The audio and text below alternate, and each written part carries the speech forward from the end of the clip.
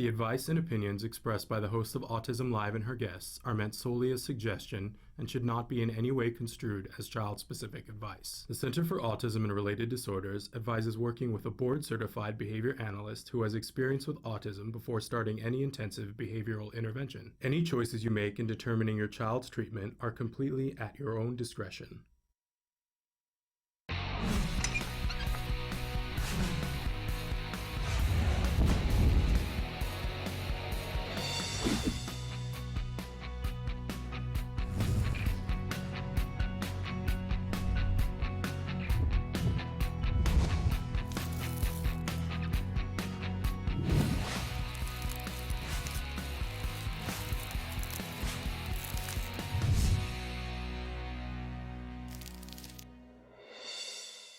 Good morning and welcome to Autism Live. I'm Shannon Penrod and so thrilled to be here with you on this Wednesday morning. We're coming to you live from the Warner Center in Woodland Hills, California. This is the home for Autism Live. It is also the home for the Center for Autism and Related Disorders. We're going to be with you live for the next 2 hours and we're incredibly grateful to be able to have an opportunity to do that. I want to tell you here at the start of the show that we have a little bit of breaking news that I want you to make you aware of. Yesterday, here in the state of California, Governor Brown signed into law SB 1072, and this was proposed by Senator Mendoza. We're very excited. If you've been watching the show, we followed this a little bit, that a year ago, a devastating tragedy happened, that a young man named Paul Lee was on his school bus going to his adult day school program, and because he had a substitute bus driver and there was a difference with his aide that day, through a confluence of a horrible, inexcusable events, Paul was left on his school bus all day long. He was a nonverbal, very cheerful, happy young gentleman, about to be 19 years old. And because of the heat on the bus and the extreme number of hours that he was left on the bus, he passed away. And if you watch the show, you know we covered the vigil live, where hundreds of people from all around got together for a candlelight vigil for Paul. And I just want to give a shout out to on the show we talk a lot about how the power of one person to make a difference. And Laura Babalov Quinn is a mom who doesn't even live in the town where Paul lived, but she heard about this and she has a son and said this can't happen, and she was really the driving force behind the vigil. And when it was all over, Laura said there's got to be something that we can assure ourselves that this can't happen again. And she got together with some other people and with Senator Mendoza, and they got a law that they introduced. It passed unanimously and was now signed into law last night, suddenly, by Governor Brown. And this morning they're going to be doing a press conference. Laura will be there and Senator Mendoza will be there. Unfortunately, because of the time constraint, we aren't able to be there live. We were invited and we appreciated the invitation and would have loved to have been there to cover it. But they are going to do a Facebook Live webcast of it, and you can find that. The address is right there for you on the screen. You can go to Facebook and go directly to there, or you can go to School Bus Safety for All on Facebook, and they as soon as we're done, and we'll remind you before the end of the show, you can go directly to that and you can watch the press conference that they're doing about that law. And that's a really exciting thing. We're thrilled about this law. It does put things in place that will help to eliminate the human error of someone just forgetting to walk to the back of the bus. And we'll talk more about that in the next hour, about what the law specifically provides for, but want to let you know at noon, switch over to Facebook and watch that coverage live. Now, we are going to be with you live right up until that. We've got an amazing show for you. You know, on Wednesdays, I love Wednesdays, because we have with us live in the studio right now Dr. Doreen Granpeesheh. She's going to be answering your questions during Ask Dr. Doreen in just a few minutes. In our second hour today, Let's Talk Autism with Shannon and Nancy. Nancy Alspaw Jackson will join me. family. And our wonderful guest today is going to be telling us about a book and a program that is specifically for children and for children who are on the autism spectrum. So that's going to be really exciting. You may have heard of it already, Aiko and Igor. And we're going to be talking about that program and about the book and the fact that it's ABA aligned to help children. It's a fabulous idea, something that we've all wanted to see for a long time. And we're also going to cover in the news and many other topics. Want to remind you that this entire 2 hours is meant to be interactive. We want to hear from you. We want to know what's on your mind. We want your questions. So many of you have already written in questions. We're going to try to get to as many as we can today. But I want, Samantha's already started to show you some of the different ways that you can interact with us. And we love it when you do, especially if you've asked a question and you hear that your question is coming up. Sometimes we have questions for you, and we love it when you respond in real time. I know that that's not possible for everyone, that sometimes you're watching the podcast, and that's okay too. You can always write back in the next week and let us know more information. In fact, we have a question like that in amongst today's mix that I hope to get to. All right, so please interact with us. We hope that you will participate with us. It's an exciting 2 hours with much, much, much to talk about. And now, my friends, it is time for Ask Dr. Doreen. Dr. Doreen Grand-Pichet is the Dr. Doreen is an expert in autism. Doreen Grand-Pichet. Dr. Grand-Pichet. Dr. Doreen Grand-Pichet. Dr. Doreen Grand-Pichet is a visionary in the field of autism. Now you can ask her questions on Ask Dr. Doreen.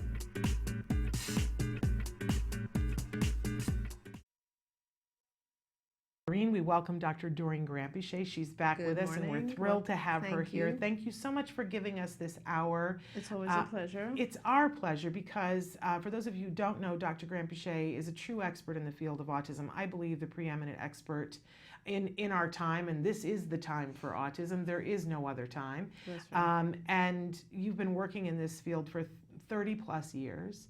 I know we're encroaching on other numbers, which we don't even want to talk about. But you've been working in this field for a really long time and have worked with so many different individuals on the spectrum, from very small babies up through adults and even people who are senior citizens now on the autism spectrum. Because I know a lot of times people write in and go, are we just talking about kids? And I want to assure them that certainly you're not, and the people that you help, you are the founder of so many amazing things, but among them the Center for Autism and Related Disorders. Thank you very much. And the impetus behind Autism Care and Treatment Today, a wonderful organization that gives grants to families for the things that they need.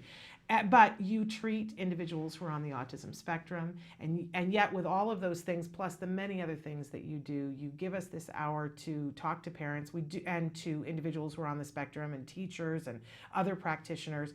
We want everybody to be aware of the fact, though, small disclaimer, that there is no expert in this configuration who could give individual specific advice. Absolutely. But having said that, you get an opportunity to kind of, pose a question and get some ideas and support from, I believe, the most brilliant mind in this field and the person who is a visionary that I'm always struck on a weekly basis, on a daily basis, by how you...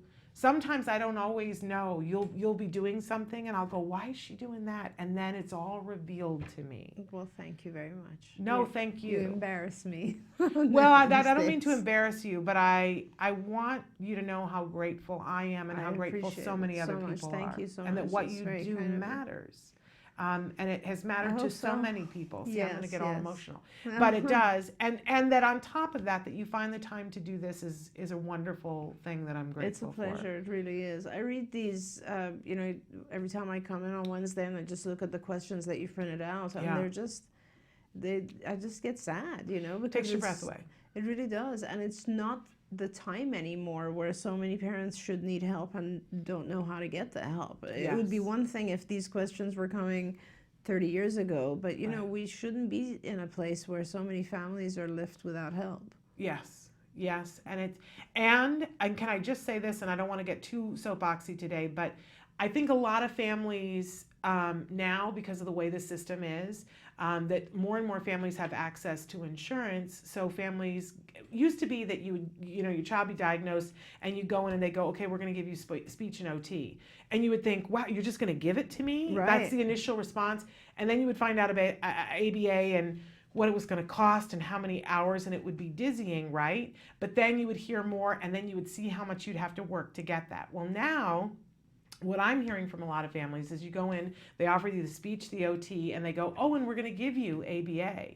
And they go, ABA? And they say, yes, we're going to give you 15 hours of ABA, which seems shocking, but it's just given to them. Right. And parents don't know what a pivotal moment that is for them. That 15 isn't enough, that you feel like you should be grateful. They're giving us 15 hours, but what they've handed you is something that they know is less than. Yeah, it's a painkiller.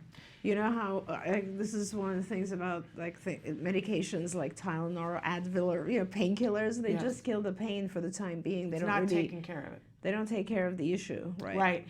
And then parents don't know what their role is going to be. Right. And this is a really difficult thing because at that moment in time, and I remember when my son was diagnosed, you are so overwhelmed. It's true. And you don't know what your role is, and you don't know who to trust, and you don't know who to listen to. But I find that my heart jumps out of my body on a regular basis because parents don't know what their role is, and they don't know how important their role is. Right. And they don't know how hard they need to fight to get every hour, and how hard they need to fight everything, including their family and their own instincts, to make sure that their kid is available for every hour. True, right. And that that's what keeps me awake at night now. How are we going to get to these parents and explain to them, you are at a moment like no other.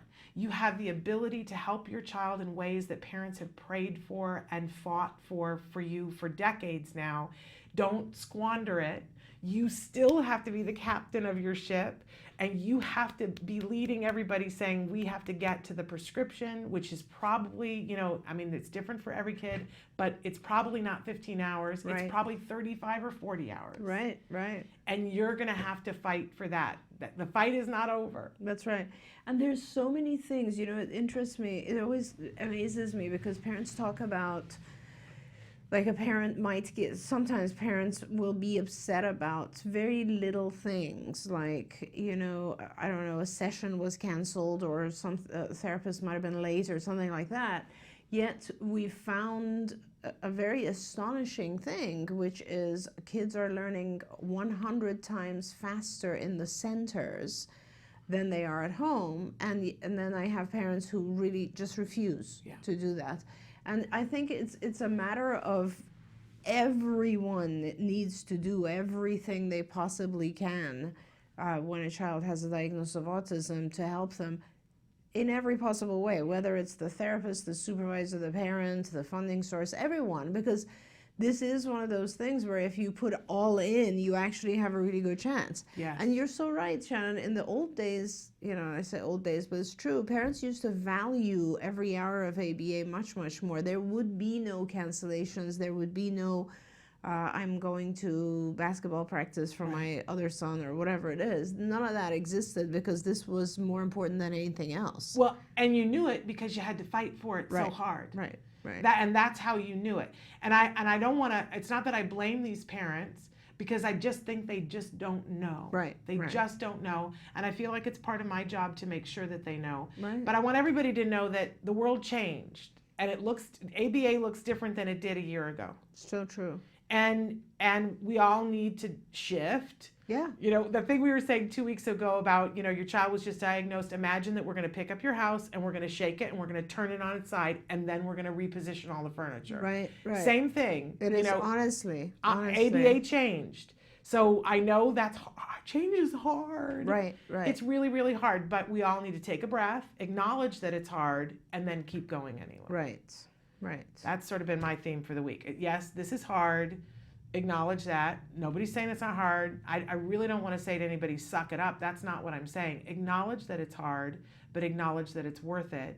and then let's keep moving. Right. It's that Dory thing from Finding Nemo. Just keep swimming. Absolutely. Nobody said it wasn't hard. But anyway, there was my soapbox that I said I wasn't going to do that. I need to get to some of these questions really desperately. Okay, I'm going to start out. My son is avoiding therapy. I asked the supervisor why she thinks my son is avoiding, and she said sometimes kids just don't want to do it. I want my son's supervisor to give me a better explanation. To me, my son may be avoiding it because he's not having fun and not engaged in the activities. How do I know what the reason is for my son's avoidance? This is kind of common. Yeah, of course. But it's actually a really simple answer to this question. And if you think about it, most of the time, any one of us will avoid many situations unless the punishment for avoiding is larger or the reinforcer for not avoiding is larger. So if you really think about it, how many kids wake up in the morning completely happy to go to school? Right. Most kids don't really want to go to school. They start wanting to go to school when they have a very amazing social group, when there's like a fun activity at school, when, I don't know, a million different things. But there's some huge reinforcer that suddenly appears, and then that takes over the negativity about going to school. How many of us wake up in the morning saying, yay, I get to go to work again? Right. So very few people have that. And it's mostly because most of the time people don't really enjoy going to work for 8 hours, but they do it because they need the reinforcer that comes at the end of the week or 2 weeks, which is their paycheck. That is the truth. If we were to do all the things that we just want to do, and if we could do all the things that we just want to do, not too many of us would go to school, not too many of us would go to work. It's really that simple. Why do we do those things? Because we've learned that the end result, the long-term reinforcer perhaps is more important, or it's expected, so kind of the embarrassment of not doing it is worse. Letting down our parents is worse. Failing amongst our friends is worse. There's some other aversive that keeps us going, and we don't want to face that. So we'd rather just keep doing what we're told to do. For your son who's avoiding therapy, it's really the same thing. It doesn't necessarily mean that you have therapists who are not fun. It could simply mean that your son prefers to watch TV, or prefers to sleep, or prefers to eat, or something that is more reinforcing. Now, therapy is not by nature intrinsically going to be the most fun or reinforcing activity. The reinforcers that we put into therapy and that we kind of, correlate to therapy are supposed to be there, are supposed to be fun and enjoyable and so on. So to some extent, it makes a tedious job a little bit more fun. Let's face it, therapy is a tedious activity that we have tried our best to make more rewarding. Its nature on its own is not to be fun because it's demanding, it's challenging, it challenges your child, it makes your child work, it makes your child learn. And the successful therapist and supervisor over the course of time will learn how to balance things so that it's not aversive, it's more fun than not. So really, that's what it is. If you look and see and think that your child is not being engaged, is bored, if therapy itself looks kind of like completely aversive to you in some ways, then just suggest that to the supervisor and the therapist and tell them, can we just make the balance of reinforcers a little bit higher, because I don't think it's not worthwhile, and sooner or later he's going to give up. Yeah. Now, it always has to be reinforcing enough to keep the child going. Yeah. That doesn't mean that there are other activities that won't compete with it. There are always going to be other activities that are more fun. Yeah, and I think too, because I'm on this kick about, let's make sure we give parents empower them to do. Sometimes we feel a little like left out. Well, maybe they all need to make it reinforcing. But, if you go with that way of thinking forever, you're going to be very frustrated forever. Right. I mean, I look at school, and sometimes my son draws a teacher who's, the one that's got the PowerPoint, that's got the fireworks, and, the kids are exciting, and they're playing music, and they're, There you go. making the curriculum more fun. And then sometimes you get the teacher who's just teaching from the book and has worksheets. There Right? you go. And my kid still has to be able to perform for all of those things. Right. And I could go in and try to get that teacher to be exciting, but that's going to be exhausting, and it's not really going to work. Right. So I make sure that I give him a reinforcer for that. Yeah. So if you've got one therapist who's not as exciting, and that's going to happen, make sure that you're doing something reinforcing before and after. And that I think I'm just thinking about on Saturday, I wanted to take my son to something, and he did not want to go because you know why? He wanted to be on the computer. There you go. And if I let him, he would be on his phone or on his computer like this for the rest of his life. Right. But I wanted to take him to something, and I knew that once he got there, he would find it reinforcing. Exactly. But in the car right over, his mouth was going like this about, why do Yeah, you do this to yeah. me? Da-da-ba-da-ba-da-ba. And I was just letting it go by. Right. We got there, and it was a thing where he was going to get an opportunity to try welding. I thought his head was going to explode. He was so excited. Oh my gosh. And he was like, that was so neat. When can I do it again? Da, da, da, da, da, da, da. Right? And if I had just listened to him, he didn't want to go. Yeah. He didn't, there's times I don't want to go. When it's like we Right. go, we have to go to a party. Right. I know a party's going to be fun, but like what I have to do to get ready to go to the party, I don't want to. And the drive Right? and all this. I Oh, might as well and- just stay here and do Right, nothing. right, right, Yeah. right. But then when I get there, I have a good time. Absolutely. Sometimes we as parents have to goose and grease and cajole and make sure the Absolutely. reinforcement is there and then Absolutely. anchor it. I Right. kept saying to my son, wasn't that fun? That's Didn't you have a right. great time? What did you love about it? Right? And see, you didn't want to go, but we went, and see what you would have missed if we didn't go. Right. Right. So And- take an active part in is what I'm saying. Yeah, take an active part and also teach him to self-regulate this, because that's another lesson. A lot of times, like, I often try to make things a lot of fun for my kids, and then honestly I find when I'm not there, things start to fall apart because I haven't spent enough time teaching them to find the reinforcers themselves. I what a guess, good point. and yes, when they're children, we do need to give them all the, add reinforcers and help balance their lives. But as they grow up, it becomes more important for them to realize that some days are just going to be harder than others. Right. And they have to get through it because there's not going to be any immediate reinforcers. It's going to be a long-term reinforcer. Yes. And learning to look for long-term reinforcers or learning to regulate yourself for long-term reinforcers is a huge tool in life. Yeah. Talk about anything you want to do. You want to learn a new skill.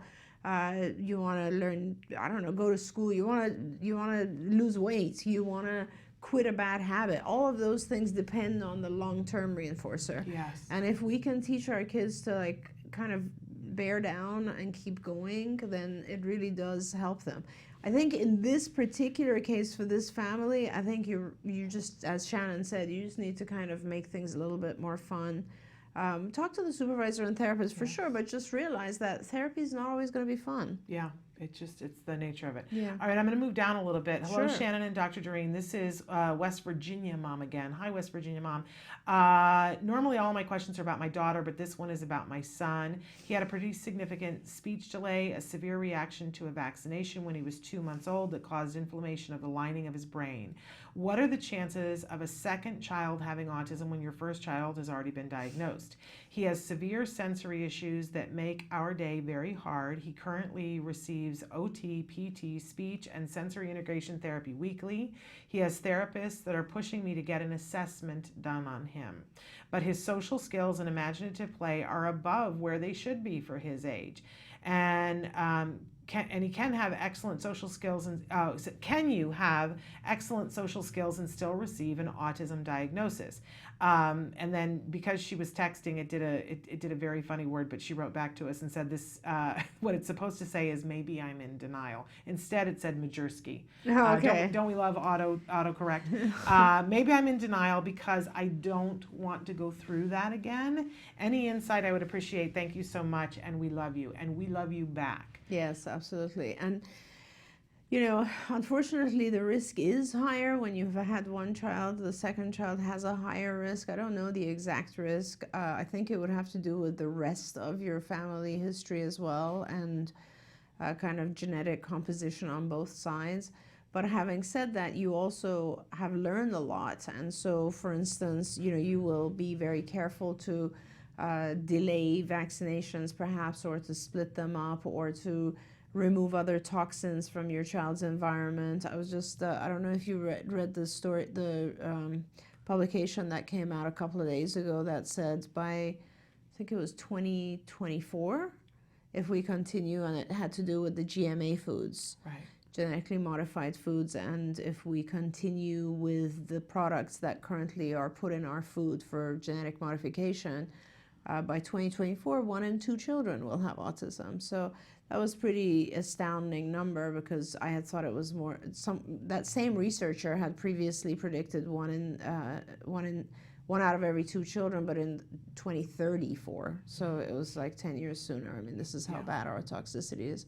But having said that, I know that it's very hard to deal with all of these things. I really do recommend that you do an assessment. It's so helpful when you do an assessment. Sometimes we don't do the assessments because we're just afraid of the results, but it's so incredibly vital to do an assessment of your child, a full assessment, because I think it really helps. And here's what I would suggest. You're one of our regulars, so I really would suggest that you get on skills. I think she's on skills. And just do the complete skills assessment. It will give you, the answer is yes, you can have a very social child who still has some aspects of autism.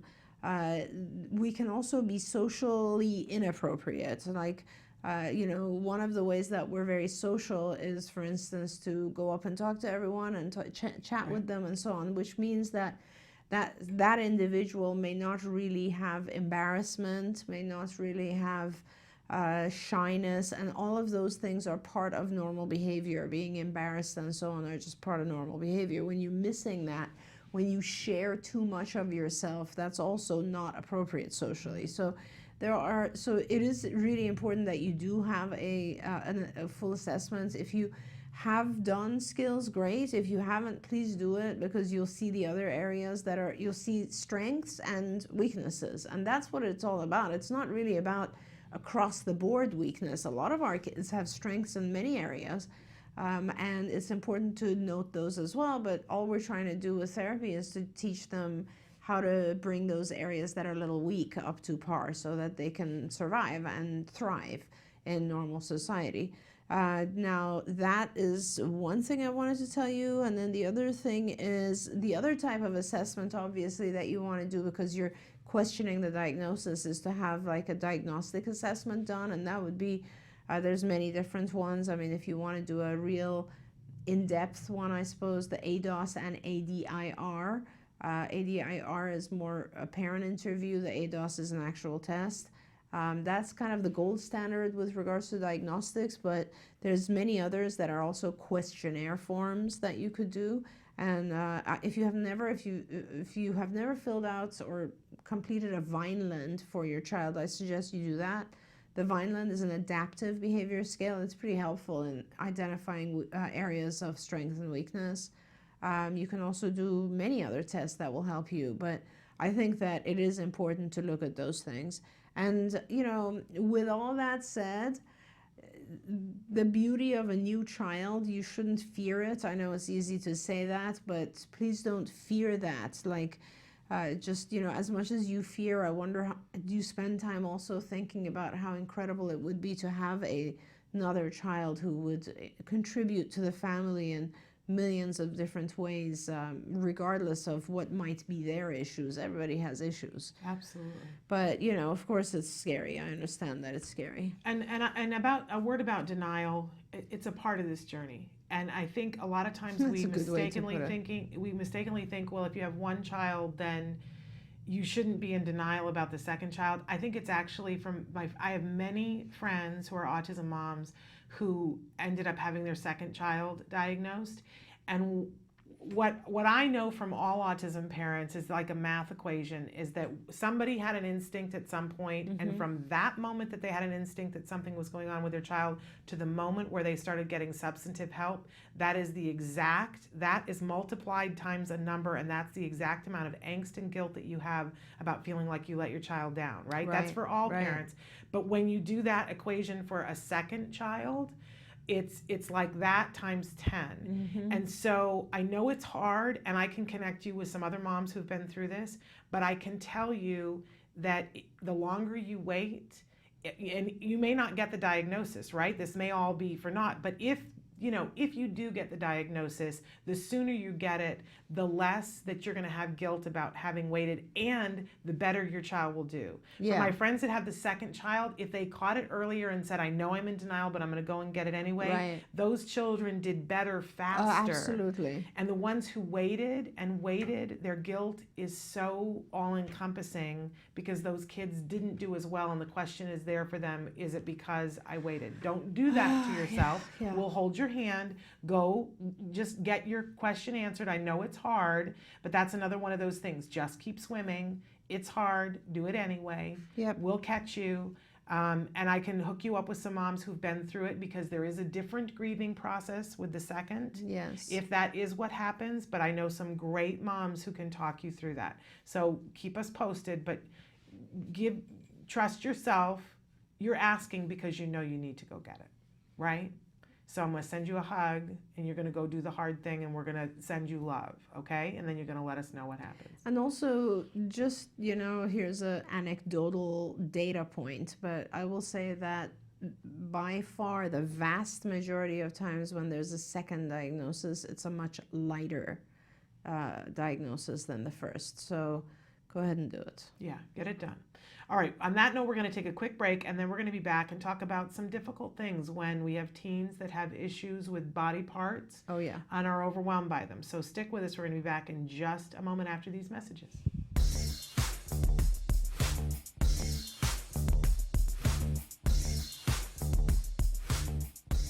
Parent to parent, sometimes our kids will engage in certain behaviors that really seem random to us. We have no idea why they're doing it.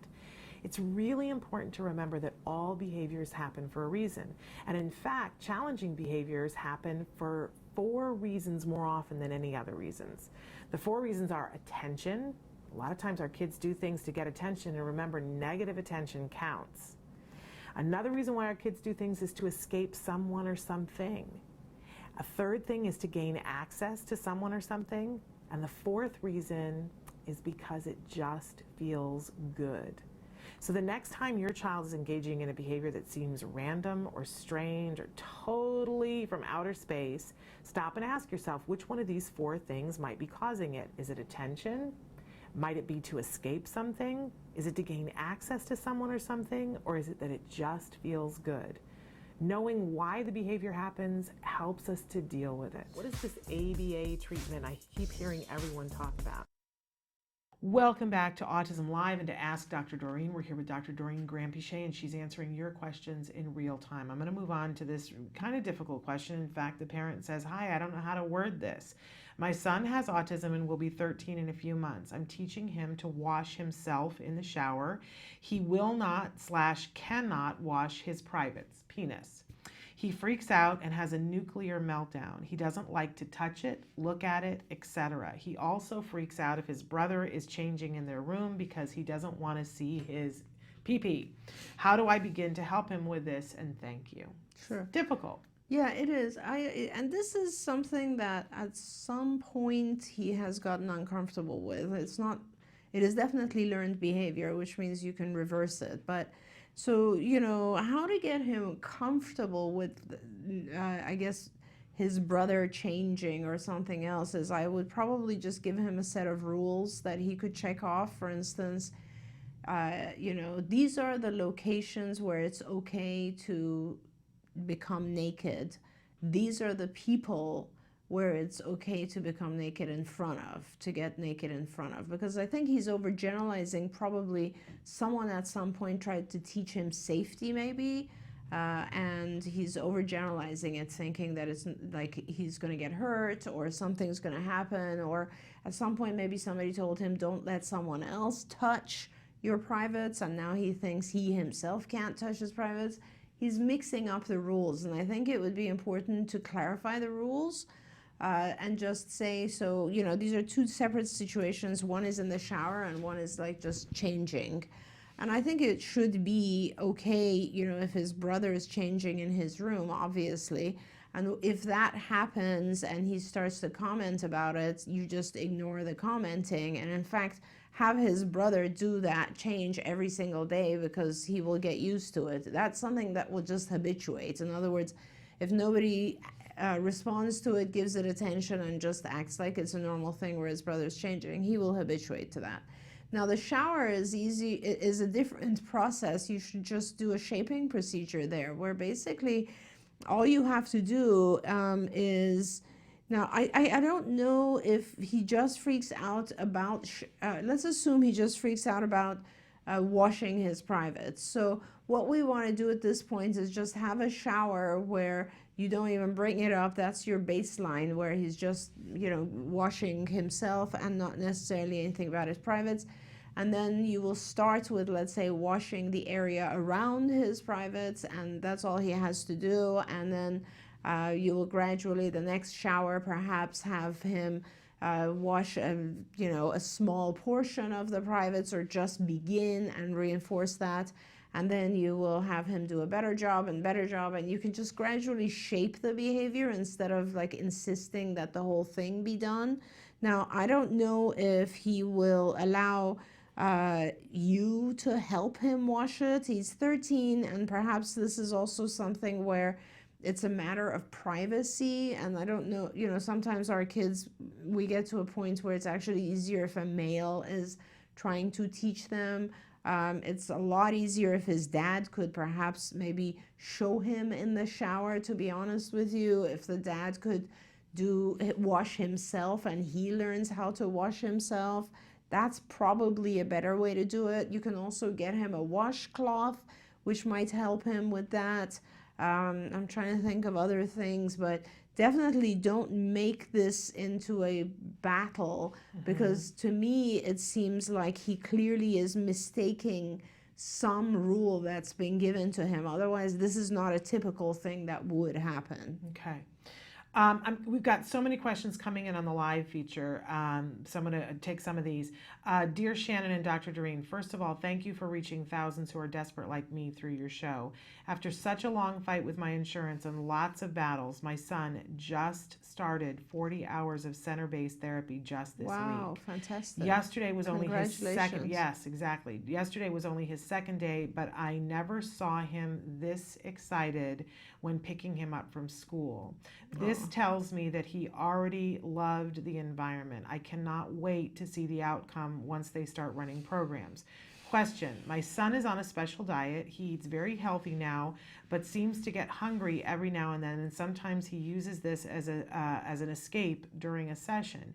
Do you recommend to put him on a schedule while he is at the center, or give him food whenever he asks? Which approach would benefit him? Thank you. Thank you again for being a part of our journey in recovering our son. I love you both so much. We've got people writing it, so I'm not sure which part was the next part of that. But in any case, congratulations, and we're so excited. This is a family that we've been aware of and we've gotten questions from before, and they have fought so hard to get, so hard, and gotten all the backup they needed to be able to not only. Are they a card family? They are now a card family. Wonderful, wonderful. Yes. We're so excited. I'm very excited. Like, you've done your part, we will do our part. You've done a fantastic job getting the funding and also bringing your child to the center. Now, I'm super excited for your child. I wish you were nearby and I could meet you, because this is a fantastic situation. She is nearby. We'll make sure that this happens. That's great. What I wanted to say is, no, I wouldn't allow your child just to ask for food. I think it's a good idea to put your child, especially if he's on a restricted diet of any type or a healthy diet, just put him on a schedule and make sure you provide plenty of those items to the team. In the beginning, they might need to use some food as a reinforcer, but in the long run, there are going to be many more social reinforcers, and food will just being on a schedule is probably the best way to go. Okay. But how awesome! I'm Very excited. awesome. I'm excited too. We get so entrenched sometimes in your stories and your battles, and I feel like this is family to me. Yeah, like I it's do with so many incredible. of you. Which office or local area? Is it in the California? I don't know that I'm allowed to say, but I'll Okay. tell you during a break. Okay. So I'll share during a break. In any case, I want to go on to another question that we had from somebody about a 13-year-old again. They gave their name and their son's name. Recently, they have a 13-year-old, recently began an acting program with other kids and young adults with autism. He says it's the first time he has felt understood and accepted. Wow. He's in the 8th grade and always had an IEP with a mix of mainstream kids and cluster classes with kids having special needs. Question: despite this newfound balance, he has also become very unforgiving to himself with his mistakes and has major episodes that he has threatened to permanently hurt himself. Can you recommend ideas in addition to therapy and love and support? What techniques can I try to build that forgiving energy within him? And I think this is a great, and pardon the typos, but I know it's hard sometimes on devices. But I think this is, self-esteem and being able to understand when you've made a mistake and understand how to forgive yourself. This is very common amongst our teenagers that are on the, the functionality end of things where they've come aware. Right. But that brings that, this is where I don't fit in. So I loved this question because I think a lot of people will love hearing the answer to that. So it's kind of funny. I'm going to give a very interesting, funny answer to this because I remember when my children were young, I would often see this time, or I would, let's say not just this, but I would see them doing certain things, and I always tried to figure out what's the best way for me to teach them to kind of balance how they feel about themselves, whether it was not forgiving themselves or it was acting too wild or it was whatever it was like they're not aware of themselves enough to balance it out. And how do I do that? So my kids make fun of it now because they're all older and almost all adults. But so what I did, they were very young. We used to have this thing with the four of us, my kids and I would spend about half an hour to an hour each night just sitting, and it was a funny name to our group. But anyway, we would sit and talk about things like this. And one of the things that we talked about was I started teaching them. They were pretty small, pretty young. So I think this is definitely doable with a 13-year-old. I mean, my kids were we're talking 5, 8, and 11 or something, And I would teach them essentially in child terms the breakdown of the personality according to Freud, which is essentially the id, ego, and superego. And I remember when I used to teach my kids, each of those had a name, and I would try to tell them these are the 3 people inside you. And it was like ego was Edward, and id was some Igor or some name that started with an I, and so on. And I would explain to them what each of these people's personalities are. And so I'll do that now. Okay. And so, the id, which you can give an I name to, is the wild you. It's the you that just wants to have fun. When you're little, it's the you that just runs around like crazy and has no attention to anything that's going on, breaks all the rules, completely just does whatever they want to do, has absolutely no understanding of what's going on. It's the you, it's the baby you, it's the free you, it's the you that is running around wild, having fun in the grass and just not carefree you. Okay. Then there's the superego, which is some Sam or something. And the superego is a person Sam is a person who is very, very responsible and completely aware of all the rules and never makes mistakes and has to be just always perfect and has to make sure that everybody around them is happy and like they pay attention to everything around them, and they're proper, and they study really hard, and they do everything by the book, and your conscience is what you're essentially defining. Now, Edward, who's the happy child, who's the one that's the most successful of the three inside you, is the one that has a little bit of each. Edward is the one that balances that sort of wild and crazy id and that sort of over-controlled superego. And that's how our ego is formed. Now, in Freud's terms, it's the newborn and the parent. So the superego is the rules given by the parent. When you have a child who's not forgiving themselves, that's too much of the superego. That's too much what we call in behavior analysis rule-governed behavior. That means they're just, and if you can get your child to imagine the three versions of himself who are inside him, and you can just say, your Sam is getting really big right now, and it's time to let your Igor get a little bit bigger. It's time for you to push Sam down a little bit and let Igor get a little bit bigger. And so how do you do that right now? You're being kind of mean to yourself. How do you do that how do you allow the id to become a little bit wild, like appreciate yourself, like, well, how can you be a little bit more carefree and fun? And start teaching your child in every situation, where are you right now? You know, where are you with everything that's going on? I'll give an example, like, my oldest daughter, Nikki, she's got a very strong superego. And usually the older child actually does, always the older child, because no matter how hard you try, the older child always becomes somewhat of a parent to the other children. And as a result, that superego increases pretty significantly, because you tell them, go watch your siblings, go hold her hand, go bring her some water, whatever it is, you're putting them in the role of the rule setter. You're putting them in the role of the adult. And for her whole life, and to this day still, I encourage, whenever she does anything crazy, wild, happy, whenever she forgives herself, whenever she is like a childlike, I will always encourage that, because she needs more balance on that. And you have to identify that in your child, and the best way for them to help that is to appreciate those three people that are inside, and to always like visualize that. For our kids, it's really important for them to think like, okay, there's this part of me that I'm not loving, and I need to learn to hold myself, to love myself, to give to myself.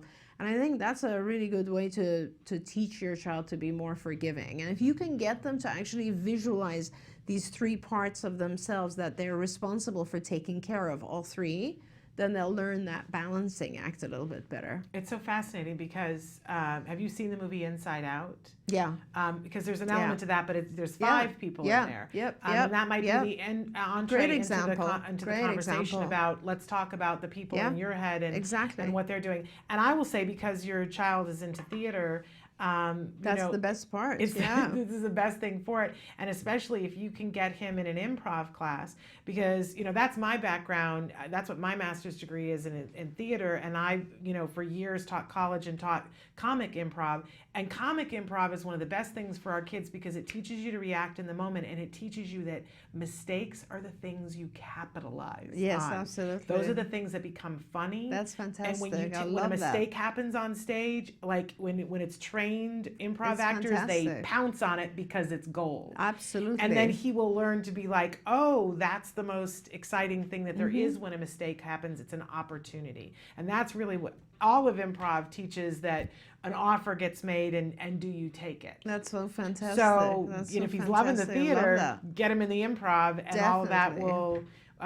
become totally clear. All right. And also, if he's in theater, all of these things that I just talked about are characters. Have him play those characters. When he's mean to him, when he's upset about himself, ask him, which character are you right now? Are you the angry one? Do you think you need to be the happy one a little bit more? Where's joy? Where's joy? Where's joy? Okay, I want to get to this question because it's from our Florida contingent. Okay. So, dear Shannon and Dr. Doreen, with 2 exclamation points, Florida contingent here. It's been a long time. I've been so busy trying to recover, and she says her child's name.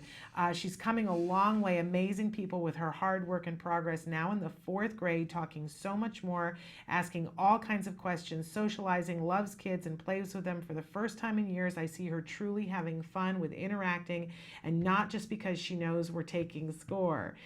Sometimes she has anxiety meltdowns, but she has learned to self-regulate and goes to a quiet place to do deep breaths.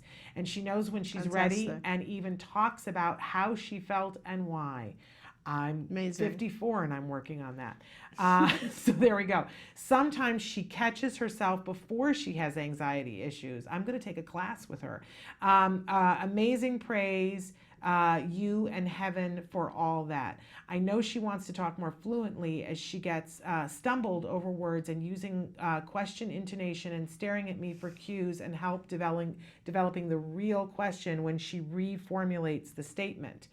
Due to her hyperlexic abilities, which help with language acquisition, she is now able to use target words using a whiteboard and then fading, erasing, then taken to NET, and that's how her vocabulary is extending. Fantastic. Skills-wise, she is working on the main idea, retelling, rephrasing, fact, opinion, explain to me, how do you know, sorts of lessons, and of course keep adding words to daily conversations. With this said, catching up on background info for you, although her cognitive ability to figure out what's going on in the environment and her lack of deep perspective taking, she just turned 9, knowing that she basically just learned to speak 3 years ago and had been doing intensive treatment hours all day long with therapist after therapist, I didn't think of how this would affect her self-perception.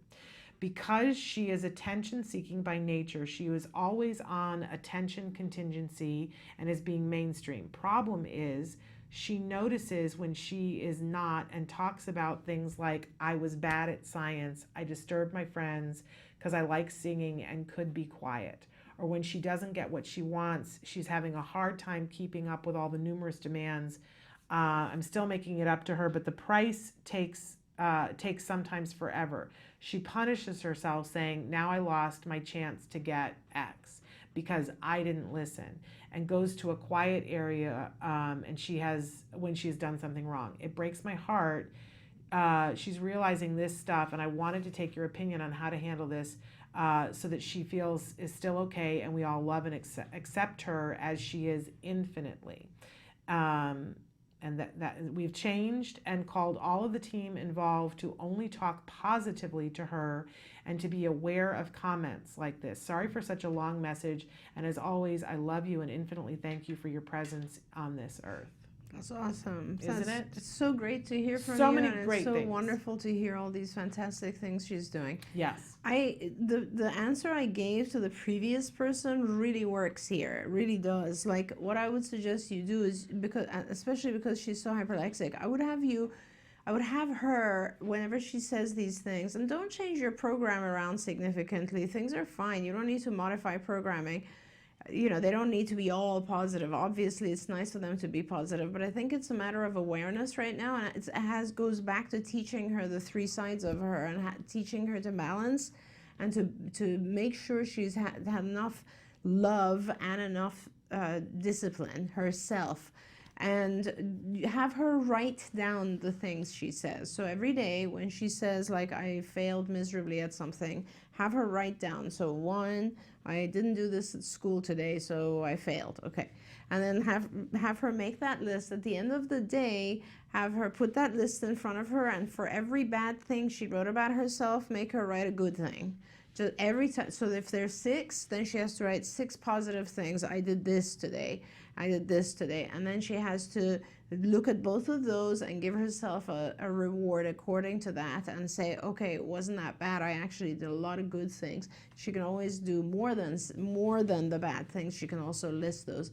And then ask her if she feels better about it and all that. Start having her learn to get into the habit of looking at both sides of who she is. Anything bad she's done, that's fine. You've done nothing bad, but what are the good things you've done? And if you've done enough good things, then do you really deserve to go in the corner, or do you deserve to just be okay? And teach her to just be okay that way. And that's fantastic stuff. And she's working on a lot of cool stuff. And, you know, as time goes on, this kind of stuff will get easier, I promise you. But don't worry, a lot of our kids go through this phase, and it's fine. It's part of awareness. And yeah, make sure she learns also to reward herself. And that's it. Absolutely. And good job. You've come a honestly, long way. My gosh, I think I'm these so are proud of you. all good signs. And I just want to say that Jem went through this phase too, about that same age. Yeah. And he's come out of it the other side. Yeah, and by the way, like this other parents, I'm sorry to interrupt you, Shannon, but find something that she enjoys inherently, like this, drama thing for this parent. She might be into drama, music, painting, whatever it is, but a lot of times, just as a health, just for survival, any of us, if you have a hobby or something that you really enjoy, that just changes everything for you. You can tolerate a lot more. And she sings, and this whole family sings. There you go. I mean, you know, I have seen the videos of all of you singing. They are amazing. Yeah. That's fantastic. I'm like, you know, you need to get a bus and go on the road. That's fantastic.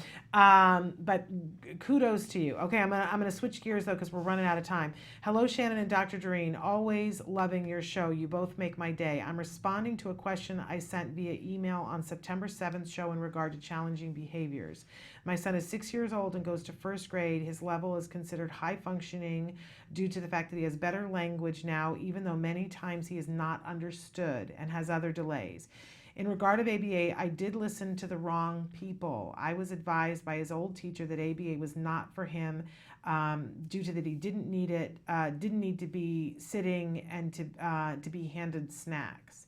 I did explain that that's not how ABA works. I guess I waited for a miracle change. I have called CARD for 3 years and they don't take my insurance. Now I just found out that my insurance, Medicaid, so far don't pay for in-home ABA, and I'm in New York, which I couldn't believe, but I'm still working to see if they have exceptions. Finally, one-on-one was recommended. It will take a while since the district will evaluate him again to qualify for that service, and thanks so much for all the advice. Yeah, so I don't know what insurance you would have in New York that we wouldn't take, because if your insurance covers it, we take it. It doesn't matter what it is. It might be that it's self-funded. That's such a dicey thing for us as parents to understand, is that your insurance doesn't cover it is different than CARD doesn't take it. Exactly, yes. Of course, if there is any kind of coverage, we will take it. Now, Medicaid in New York, it's passed, but it hasn't rolled out. And that's the problem, and we're expecting it to roll out in New York, hopefully by 2017. But I want to point out that it's exciting that you're getting a one-on-one, and that there's this issue about coming to the home. This is what I talked about at the start of the show, that for so long we had one idea with autism, which was that you got to have it in the home, right? And that all changed earlier this year. What you need to be fighting for is for your kid to be able to go to the center. Right. That's what you need to be. That's what everybody needs to get on board. Yes. We need to all shift the brain a little bit. We now know center is better.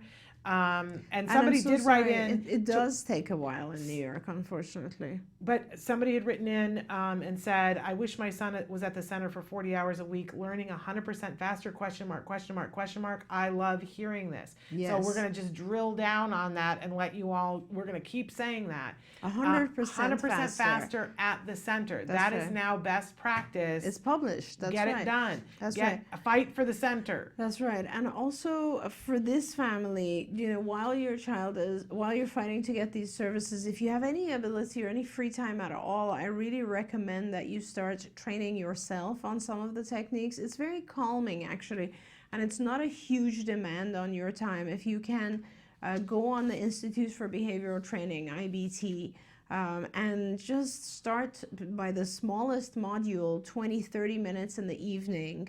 Just listen to the modules, learn from the modules. It'll change your world when you learn the actual, underlying theories of ABA. It helps so much to understand how all of it works together. And then when your child starts therapy, you'll know when they're doing something right, wrong. You'll know exactly what to do. You'll know how to support it. You'll know how to be more engaged.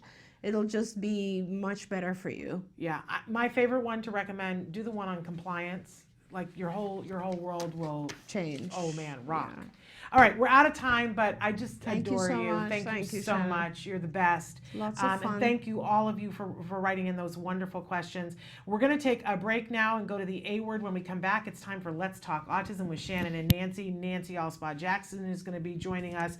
And our very special guest who is going to be here is going to be talking with us about Aiko and Igor. This is something that we've been dying to bring to you guys for you guys to take a look and see. It's going to blow your mind. Don't go anywhere. First, the A word.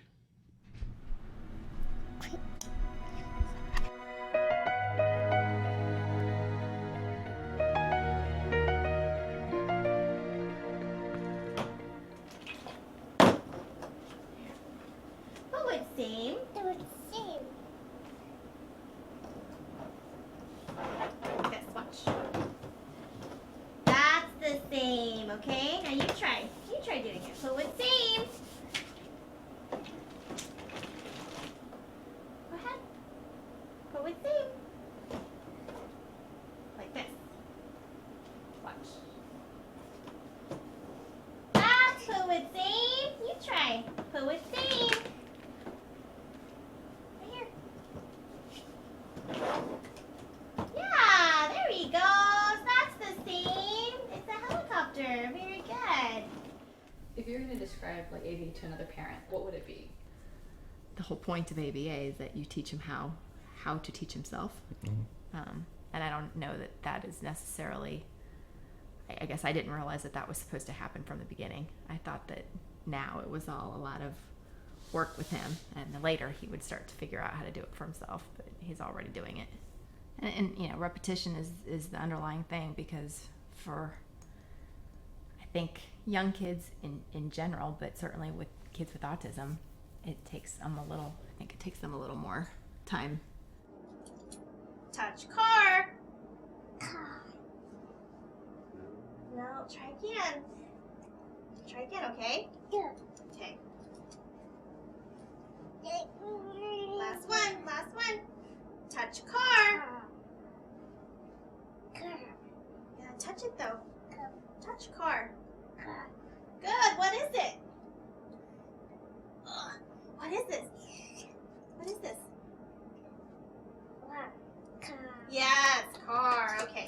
And I don't think we completely appreciate how much work he's doing to learn, because it's normal for us too. I mean, this is what he has to do to learn these things, so it's now become normal for us. It's still hard to sit out here and listen to the monitor and hear them repeatedly ask him to do something where he's upset and he's crying, but it always works out. It's a reminder of just don't give up, because he always eventually accomplishes what they're asking, and then I hear the reward. I hear him jumping up and down and them cheering. You have the monitor, so you know what's happening. Does that make a huge difference for you? I like to know. It was hard at first to hear him, have a problem. Yeah, it's easy when he's doing great to have the monitor. It's hard when he's struggling and crying. And in the beginning, it was hard too, because. Well, I always thought at the beginning, should I go help? That's how we did it, because Yeah. we had speech therapy and occupational therapy to start with, and if he cried, then we made it better, and we were encouraged to make it better. If he was crying with the speech therapist, something wasn't right. It was different when ABA started. Crying was sort of part of the game. Yeah, I met a guy who at not an ABA thing, orientation that basically told me ABA, yeah, they're paid to piss your kid off. So I tried to remember that. They're paid to piss him off. Right, when I That's noticed right. one day, like, he was really pissed off, and that was because he wanted to poop. And, Yeah, you know, that was actually a rough day for us, because we felt like we'd abused him almost. Really? I mean, Ever? I got what she was trying to do with him. I understood that, he wasn't being compliant. But then once we realized what it was that he wanted, it was just he like, just wanted a moment to go sit in a corner, and like, you know, us adults, we would say, see ya. But no. well, and I took He him couldn't. back, and when I was changing him, the whole conversation he and I had was, all you have to do is tell us, and I had him repeat, 4 or 5 times. Yeah, that was a bad day though for us, because we felt like we had let him down. That Well, and anything. and how and I've thought about it probably a dozen times. He must since have been then. miserable. He was really upset, and But would it have been the right thing for us to rescue him and be like, you know what, can we just let him go? And I don't know what the right answer is. well, we didn't think of it, and they didn't think of it. We didn't. No, we didn't know. We didn't know what he was trying to do, and We didn't know if he was just being ornery or if. but it's a thought now. That's as hard as he'd fought anything for a long time. I sat there even thinking that it's like, you know what, it's hard, and it's somebody else's kid, and mom and dad are sitting right here, and he's screaming, and she had to keep doing it to show him what it was that she wanted him to do. Yeah. And that's not easy, and I respect that. Yeah, she had a hard time, I'm sure. It's got to enter their mind that mom and dad are right here, and I'm pushing him so hard that he's I almost heard a couple 4-letter words from a kid who doesn't talk really. But that was good for us to see Yeah. too, that it's like, because we don't know how far to push But- him when he's behaving. But that we way. also have to remember that we're the parents, and that well, maybe there's something else going on. That's a lesson there for us, is that maybe we should have, and next time. we've even acted differently since then, that if we see him going into the corner, we're trying to give him words, to tell us what it is that he's doing, so that the next time something like that happens, if he needs a minute, that he Yeah, can I never thought I'd vocalize it. have this conversation, but you just, Jack, can you just say poop? I'm pooping. Can you say that? And it's that would never happen again if he gets that skill. That would never happen again. Daddy, you gotta poop, or daddy poop, or whatever. Mommy he will. poop. Like kids He's getting there. do, and he's He's learning. He's definitely learning the value in words. Yes, he is. He's learning that he gets not necessarily everything he wants. He gains from his vocabulary now. He gains specifics. How about you guys? Like, you talk about how he's adjusted and getting better. How have you guys been adjusting to diagnosis, the therapy, the We're good. 30 hours over top of your 30 hours? We're good. it's all good. No. I'm just physically tired. That's other than that. Strangers that used to come into our house are now friends. It's not the same thing. And I think it's become our normal. I don't think we would be we'd be sad for obvious reasons if it ended, because we want our son to get all the help that he can get. But yeah, to have a week without people coming in, I think would be like really cool. We'd be okay with it. But having said that, we love everybody that comes into our house. And it just is what it is, and we see such progress in him that I don't think the inclination to be free is strong enough to override the inclination to continue to watch his progress. Yeah. On the flip side of that, if we're being completely honest, and this is the hard part of the honest part, but they help us. We've gotten great advice, and if we have issues, we can ask, and we have somebody to ask every single day, and that's all good. But on the flip side, there are definitely the days too where it's like, did we do anything right? Yeah. There's days where there's too many suggestions where it's like, suggestions are, it's easy to suggest when you spend 2 hours or 3 hours with somebody and go home, or go to another child. Well, then I got him for the next 21 hours too after you leave. Sometimes there's too many suggestions, and they don't mean anything negative. No. It just, I mean, some of the suggestions, even if you roll your eyes when you first get it, like, pause this movie and see if he'll take a bite. Yeah, right. Sure, he will. And then he does. Yeah. So we've learned enough. Which too, kind of pisses you off. It's like, wait a minute. It kind of pisses me off when they're right all the time. But I did the pausing. Yeah, I paused it. I did. You didn't pause it. I did. And Yeah, every once in a while we'll whisper under our breath, really, and then it works usually. So it's just a defense mechanism, I think. Well, yeah, I mean, or we feel like Jack, I think sometimes too, that we've lost a lot of control of our world these days. I'm enjoying him much more because he's not as scary to me. As I learn more about autism and about his steps forward, it's less intimidating to me. As we get more skills on how to deal with the rough times, it's less intimidating to me. And I pick him up, he puts his head on my shoulder for 25 seconds, and that's like my favorite 25 seconds. And then of course he looks around and then I put him down, but for 25 seconds he just puts his head here, which he doesn't always do. Lately he's been doing it a lot. I like that. Absolutely. Very good, very good. That's good. Yeah. Yeah. Sorry. You get it? No. Okay. How old are you? 12. Just checking. I told you. Good morning. Welcome to Let's Talk Autism. I was just getting caught up with my buddy Shannon Penrod here. Yes. I'm Nancy Oswald Jackson, for those of you that Shannon don't know. Penrod. I'm very printy here today. You're gorgeous. Well, thank You're you, rocking darling. the You're whole thing. always gorgeous. Oh my gosh, You I feel are. like I'm like dressed to go do laundry. I'm today. telling those you, days? you know, these back to school is still kind of, aren't we all kind of still in that back to school mode? And I don't think I've ever been this busy. Is September and October are it's just very like, busy. and then we've got Denim and Diamonds coming I up, the know. 11th annual. Yes, which is amazing. And see, for me, every year I feel like I get a little bit smarter and a little stupider. And in that, the crush of the holiday treadmill. Right. I start thinking earlier because I figure if I start earlier that it spaces it out a little bit Don't more. even talk about the holidays. I Oh haven't no, thought I about those. already feel like I'm on that treadmill. Okay. That already, I'm like, it is I September can't believe 20. you're thinking about that. I'm thinking about our Oh. Halloween costumes. Well, I have to be thinking Yours about and that mine. because I know I have to be thinking about that because we always do the Festival of Toys, and this is the time of year where Right, we have to right, get right. all that for the holiday. And we have a Yes, and sensitive you always Santa thing organize coming that, up. which is great. And so, it's like you start doing Denim and Diamonds the day after it's That over. ends, yeah. And so we are knee deep. If you have Yeah. toys that you're interested in, you want us to get those toys on and talking about them, let us know because we'll reach out to those manufacturers.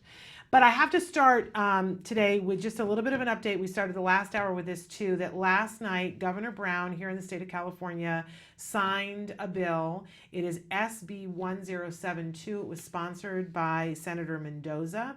It is known as the School Bus Safety for All bill.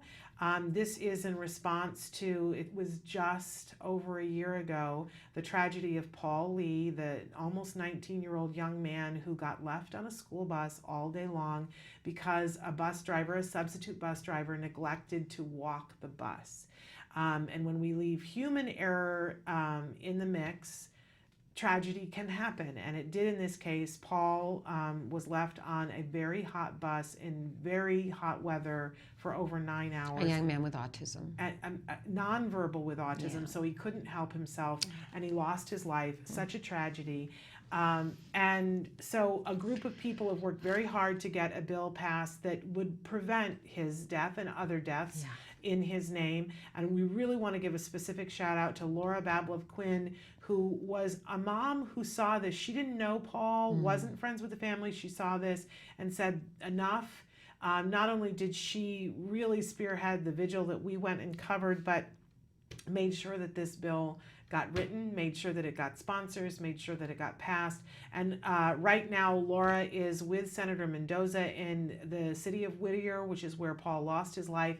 And at the top of the next hour, as soon as we're done with the show here, there is going to be a press conference talking about the bill and what happened and why it's so important here in the state of California. And as California goes, other So states goes the rest of the nation. So it's important that what it does is it creates, there's an alarm. It's a $150 technology, an alarm at the back of the bus that when the bus stops and parks, the alarm goes off, and it cannot be shut off until the bus driver goes to the back and turns it off, which will mean that the bus driver will have to walk the bus. They won't have the option of forgetting, and that's, in Paul's case, that would have saved his life. We know, I was talking to Laura last night, that 5 kids a week in the United States are left on buses. you know, my first day of kindergarten, I got left on the bus and was going back to the garage, and the bus driver did not know that I was there. So I know firsthand how it happens. My very first day of And school imagine ever. the panic. I mean, I can only imagine what you went through, Shannon. And I was you know, verbal. it's so heartbreaking. But have we had Laura? Have you had Laura on We've the not show? had Laura on. In fact, Let's we get invited her on. to come on today, but Yeah, you know, but she soon. needed to. You know, Yeah, we'll get she's Laura got a on the lot show. going on. And An what about amazing is autism it mom. Senator Mendoza? Senator Mendoza? Let's get him on too. I want to Absolutely. really applaud this lawmaker, and I want to really applaud Laura. And you know, just our hearts go out to Paul's family. Yes, of course. The only way sometimes we can make sense of tragedy is to utilize that tragedy to affect change. Exactly. And it's really sometimes the only way to make sense when these things happen. Absolutely. And as one of my friends, or one of my spiritual leaders, Mirabai Starr, says, you want to find your calling, follow your deepest wound. There you go. And that's the way we can change the world. Absolutely. And so just kudos to Senator Absolutely. Mendoza, to Laura, and you know, love and blessings to Paul Lee's family. Absolutely. And to his memory. But I want to tell you guys that you can watch this press conference and this ceremony live. We were invited to come and cover it live. Unfortunately, we couldn't with the time constraints, and we already had a show planned here. But they are going to do a Facebook Live, and there is the address that you want to go to, or you can just go on your Facebook and put in School Bus Safety for All, like that page. And is it named the Paul Lee Bill? Is that also what it's named? That's it's fantastic. known as the Paul Lee Bill. That's fantastic. And you can watch Laura and you can watch Senator Mendoza talking about this at straight up 12. When we're done here, we'll remind you to go and watch that, because they'll be doing got to a Facebook update Live. that slide there. Your hair hasn't been that color in Everything, how many years? Everything. The opening of the show has me with dark hair. Yeah. It's, How many years has it been now? Well, it's 3.5. Okay. I know. All right. We're going to do that one please. day. Yeah, I'm going to learn my new computer too. That's our best. Okay. Right? Okay. You okay. into the news? Yes, You let's ready get to right go? into the news, Okay. because we've got a great guest who's coming up. We want to do. tell I'm very people excited that about this. Garen Gaskin. I hope I'm saying it right. I don't know, but I'm sure that we'll learn. Yes. It's spelled Geerin. And yes, he has this amazing app and some new plans for some programs that are really, they're research-based curriculums, and they're so exciting. Iko and Igor is one we're going to talk about, as well as some new ones that they've got in development. So we are going to get to them. We're excited to get to them. And but first, we've got some developments in the news that are exciting on the research front, and some disturbing stories. One about a London-based group, well, actually a Hungarian firm, but the BBC investigated, of a Hungarian firm selling training to cure and treat autism in London. Horrifying practices, according to the BBC, that have been exposed that purport to cure people with autism, during which clients are subjected to shouting, intimidation, and nothing short of torture. Yeah, it's really very disconcerting. And charging them thousands of dollars to families, saying that we're going to do this. What they had somebody go undercover and pretend to be an adult who's on the autism spectrum, and they had a hidden camera, and it is horrifying, because I think this is one of the things, and I know you've been through so much this last year, where we see people who try to take advantage of people who are in their greatest moment of need, and there's a special place in hell for those people. But want to make people aware of the fact that, you know, this is one of the reasons why we have so much red tape in the United States, why there's more and more legislation to try to make sure that the people who are working with your kids are actually trained and certified to work with them. Yeah. It's hard. I mean, it's been really hard for insurance and everything, but that is the reason why, and why it is so super important that you know who you're dealing with and what it is that they're doing. Of course, I always advocate that whenever anyone is working with your child, you have a camera so that you can watch things. And I used to invite the therapist into my home, and I would go, I have cameras here, and I'm not going to tell you where they are, but I am watching and I'm listening. And then I would later on come out and comment on something so that they knew that I was watching and listening, because my son's my most precious thing to me in my life. So that was the first thing. Therapists would come through the door, and I would say, just to let you know. Oh, I never did that. I should have done that. That would have been. Oh my gosh. I was like, And did you actually tape a lot of it? Oh, yes. Really? And I sat and watched so much of it. Okay. I would be in the other room No wonder doing you're so my good work. with ABA. But no, I say that to people that I think it's a great way to learn. Mm-hmm. The cameras, the nanny cameras, it was video and audio, and I listened to everything. And so when I went to clinic, and there were times when there were therapists that were not up to what we thought, and I would say, and this is what they said, and this and you had proof. And now for some people that meant there was more training, that when the people were worth it, but there were a couple of people that we went, no, we're not working with them anymore. So yes, no, I think I advocate that for everybody. The nanny cam. Well, this points to just how often I think families with children with autism are taken advantage of. And I mean, I've tried some treatments that a lot of people call, very fringe and downright dangerous. But some of those fringe treatments actually did help Wyatt, and I don't consider them as fringe. I did a lot of research on them. A lot of the biomedical stuff. But well, there are people who think that a gluten-free diet is fringe. Exactly. So exactly. So that's a whole other conversation. But I want to point out the name of this company, Stabile Pont Technologia. Stabile Pont Technologia. So if anybody out there listening ever hears that name, please stay away from them. But They're I'm sure based they've near changed Budapest. the name by now. Yeah. And it cost what is 3,500 pounds. I don't know what that translates to. But one of the trainers said to the man who was undercover, "I'll go and slap you. You want I slap you, or you want I punch you?" This is just totally unacceptable. This is criminal, and hopefully these people will be put away and made to pay for what they have been doing. And I watched that video when he says that. I mean, there's a video of him saying, you want I slap you, and it's because he's saying, this is how he's getting eye contact. He goes, look at me, look at me, look at me. And he kind of does something to his leg, and he says, or you want I can slap you, or you want I can punch you, to get eye contact. And let me just say, please don't anybody write to anybody and say that has anything to do with ABA. Exactly. Experts came forward and said this is not any training that anybody ever approved ever Absolutely for autism. It has not. nothing to do with Absolutely ABA. not. Ever. Run if you see somebody doing something like that.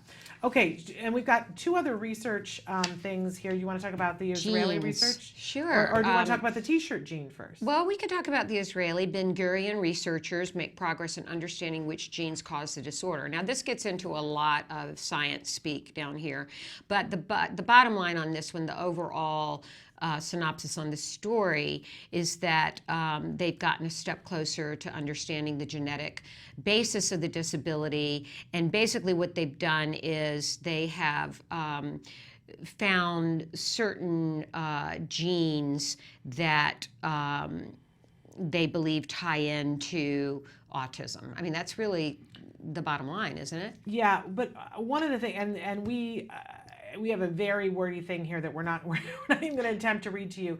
But one of the things that I was reading about is that this study seems to show, for those of you, and we had a question earlier today about somebody saying, what is the incidence of, if you've already had one child with autism, what is your likelihood of having a second one? Right. This study seems to point to that it's not as necessarily common as we previously thought. That the mutation of the gene isn't necessarily as hereditary as we thought, which was what I read about it. So we're going to keep you posted on this, but you can find out more about this online if you're really if you're a science freak, because digging deep. Yeah, and basically it says that there's a unique genomic signature in the genes that was shaped by negative selection, an evolutionary process that removes disruptive mutations from genes over generations. So if you understand that. Right. But it's a negative selection process that they've isolated. So, but yeah, you can go ahead and read about that if you're a science geek. You want to talk about the T-shirt gene? Let's talk a little bit about the T-shirt gene. That they're calling it that because the actual name of it is something that it's TSHZ3, and which kind of looks like T-shirt. So they found a link between this particular gene and kidney issues. And this is particularly fascinating because in reading about it, it felt like this is something that they stumbled upon, and it is so succinct that they all got very excited. That this, because as we narrow this down and we get to see, okay, I think this was shared with you, that CARD has now phenotyped autism. Did you know that? I didn't know that until a couple of weeks ago. I didn't know they'd phenotyped it definitively. I knew they were working on it. CARD has definitively phenotyped autism. Explain what phenotype for those who don't know. So because for years we've been trying to get to the place where we all know your son has autism, my son has autism, and in some ways they are alike, and in some ways they are very different. And their story, how they began to descend into autism, has some similarities, but they're different. And that from time to time you will stumble across somebody and you'll recognize your child and be like, oh, my child has the same kind of autism as your child. Right? And if we could find out what all the similarities are and say, okay, there's this type of autism and there's this type of autism and this type of autism, we would begin to see, well, what kinds of problems does this child end up having health-wise, so that we could say to the doctor, you need to be looking for this. Case in point, one of the things that CARD has discovered is that there is a certain type of autism in which the kids regress into autism, and then they have trouble catching a ball. And those children then ultimately will have problems learning how to ride a bike, learning how to tie their shoes, and their handwriting will be bad. So it's the motor processing is affected. And that there is a hand-eye coordination thing that and a balance thing that goes hand in hand. And what they've discovered is that if they really drill down on the catching the ball, that those other skills will fall into line. Right, great. And it's definitely not the type of autism my son has. But that is the type of autism that my son has. And I had a conversation with my son about it, and he was like, well, then let's go back to working on catching the ball. Wow. Which is great, How right? aware is Jen? And was so willing to get on a bike again, because he's not the best bike rider. But so this study is showing us that there's a connection between a certain gene with autism and having kidney problems. How beneficial would it be to you to know, oh, and you go and you get the genetic panel and you know that you have this, and then you would know that you need to take your kid to a urologist, that they have found that there is a part of the ureter that is different. So what we don't know is, what does that end up being? Is that a child who has more kidney infections? Do they have more? Perhaps it's a child that has more bladder infections, and so they ended up taking more antibiotic, which then exacerbated some of their other problems. It's this kind of information that as we phenotype autism and start to link together, we are going to get better at treating autism, and we're going to get better at treating the whole child. And medically treating, for those of you who are like, oh, I think that there's a medical component to this, this is the key that unlocks that. And CARD is really doing the behavioral end of it, because they're taking data on, if we teach this skill, what else does it affect, and being able to look at that across more than 1,000 children. That's it gets amazing. Exciting, doesn't it? Yeah, very exciting. I get very thrilled. So anyway, in this particular study, they looked at not only mice, but they looked at children. And they saw that with the mice model in particular, that with the T-shirt mutation, they not only had kidney problems, but the mice had displayed learning difficulties, that these things went hand in hand. And then they went back and looked at children who also had this, and they had an autism diagnosis. So it gets really, really powerful. And the lead researcher, Professor Laurent Fasano in Marseille, who discovered the T-shirt gene in fruit flies in 1991, he said, the sooner the better. Early detection of this new condition will favor early behavioral therapies, which is good for kids and their family. That just blows my mind. How do you discover something in fruit flies? In a kidney in a fruit fly. You got to have some powerful microscope glasses. I'm telling you. Okay. Right? Okay, so you can find out more about that. That's on Science Daily this week. All right. Lots going on. Yeah. Lots going on. And not all of it.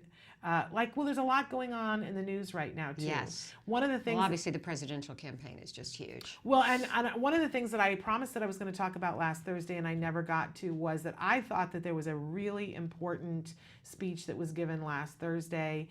It was by Secretary Clinton. And I would encourage people to go and look at what her speech was on inclusive economy. There was a whole, I know some of you watch and go, when are they going to talk about autism? And why, like, and Secretary Clinton put out an autism plan. Yes, she has. But like all of my friends on Facebook after they watched the debate said, why did nobody bring up autism? Why is autism not a part of a conversation? And somebody asked me that this morning, and I said, you know why? Because mainstream media isn't covering it. It is being talked about. And we're not mainstream media, but we're here. So I'm going to talk about this, that if you want to know when autism is being talked about, and I particularly like it when there is a discussion and it's about everything going on and autism is involved in that. And that's what I got last Thursday. It's online. You can search it and look up Inclusion Economy, Clinton, and there's a whole speech about our economy and about the fact that sometimes women have been discriminated against in the job market, and how there has to be fair pay. If you're doing the same job, you have to get paid the same thing. She talks about that. She talks about small businesses, and then she says, but there's a whole section of our economy that is not being catered to and utilized, and she says it's people with disabilities, and talks about some of the people in the world who have added so much that have had a disability, and then she says, and let's talk about autism, and puts forth a plan called Autism Works. I think people need to look at it. Yeah, she does have a comprehensive autism plan. So the media may not bring this up, so it's incumbent upon us to go and read these things and to educate people, because there's a lot. I'm sorry, on Facebook, the amount of misunderstanding and lack of education. There's a lot of negativity. And let me say this, that, you know, for anybody who is on the Trump side and you feel like, oh, you know, she just talked about Clinton, let's give fair time. That I really want to hear, when I say to you with all sincerity that I really want to hear and be covering things that the Trump campaign is saying about jobs for people with autism too. Please, if you are a Trump supporter, tell them we want to cover any that. kind of treatment plan, insurance any coverage, kind of treatment plan. what he has. I want to hear what the plan is, and we will cover it here. We absolutely will. And we've put forays out to the Trump campaign saying, come on and talk about your plan. We would love to talk about it. We've not had any response. So, you know, that's where we're at. But in any case, we've got a great guest today. Yes, we do. I'm very excited. We hope that we're saying it right. Garen Gaskin. We're going to be talking about Aiko, I want to get it right, Aiko and Igor. Very, very exciting. I know you guys are going to love this. So we're going to take a break, and then we're going to bring him in here and continue on with our show. Okay, great. Stick with us.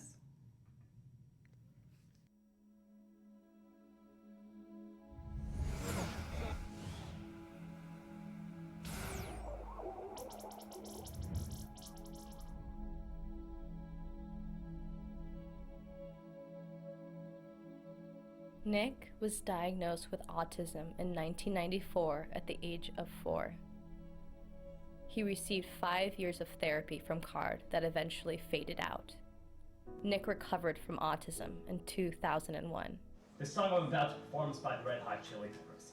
CARD helped many patients, myself, to recover to this level now. Cheryl and Mike's son, Jack Riley, was diagnosed with autism in 2010 at age 2. He's been receiving therapy from CARD for a year and a half. Today, Cheryl, Mike, and Nick meet for the first time. I'm curious as to what you remember. I certainly remember pretty long sessions, and I'd be frustrated if I would make mistakes. I mean, I remember one time I had to count a row of 6 blocks, kept messing up. That was really difficult. No. I need it. I need it. At what point do you recall hearing the word autism? I was able to figure out what I was going through without anybody having to tell me. Our concern is if it's a big secret to hide. I don't know what we can say. No one ever told you, you just discerned But the reason I'm comfortable talking about this is because I felt it. In therapy, I certainly began questioning why people reacted as they did based on what I said and did. Particularly because of difficulties I was facing in school. It got to a point where I wanted to understand why it was. I entered while still going through therapy and still showing significant signs of the mental condition. Even after I'd improved to a significant extent, there were those who still gave me a hard time for it. Did it hurt your feelings when you were in school, the way that kids... Oh, absolutely, because it was bullying, it was harassment. That scares us. They called me names. I was basically, when it came to sports and PE, I was usually the last kid chosen. Did teachers intervene? Fortunately, not really. I mean, it was just so hard for me to talk about it because of how ashamed I felt. You know, certainly the first few years of elementary school, I don't think I really had the most supportive teachers. I mean, I remember my mom told me how my first grade teacher once said that she thought I had no chance of getting anywhere. And going away to college and out of state and being the only person from my old school district has made a difference. It's just really improved my social life tremendously because I got to be me, because with nobody knowing about my past, I wasn't faced with these misconceptions and prejudgments. Do you tell people, new people that you meet? No, that's not the first thing I will ever No, I would tell hope it's not the and first you know thing, what? In most cases, I never do, because while it's a part of my past, it doesn't define who I am. I mean, just thinking back to the very beginning, pretty much each episode, autism, what, not who.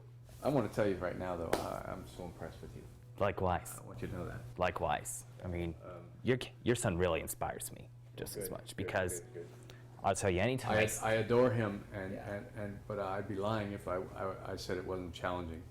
I mean, it's cost me the stuff that you know, like career things, goals. I don't care about those anymore. I work at night. I'm tending bar. Not that I'm too good for that. I'm just saying that's what I do.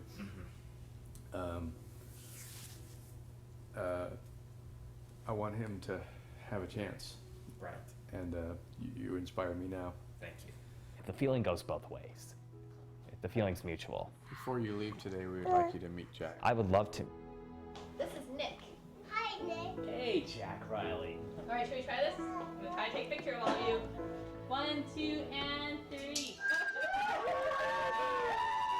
Riley, you rock.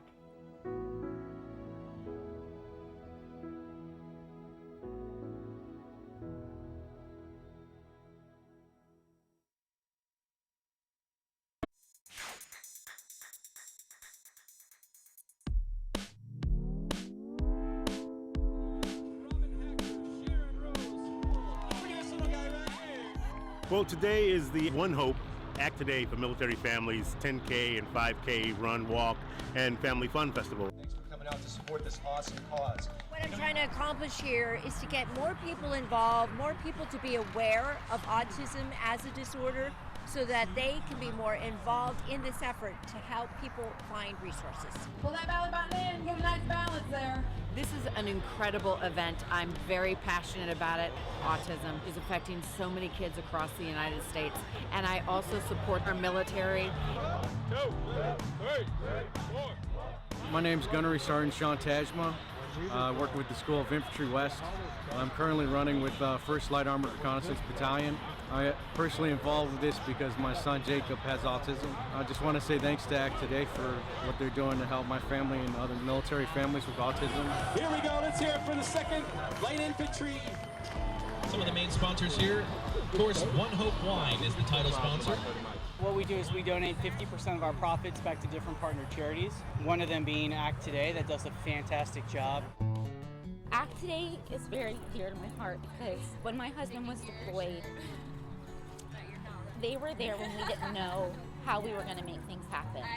They give so much to the military family, and it comes at a time when you just don't know how you're going to make ends meet. So to me, it's more than just an event, and it's more than just a grant. It's a gift. All right, you guys, have we gone over the rules?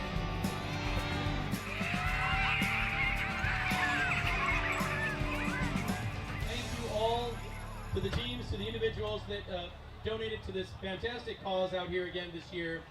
The event got larger. People ask me why military families with autism. Why does ACT Today have that as a special program? I'll tell you why. Because our military families should not have to fight 2 battles. One, to protect our country, and another, to get services for their children. They move so often. Every time they move, they have to start again.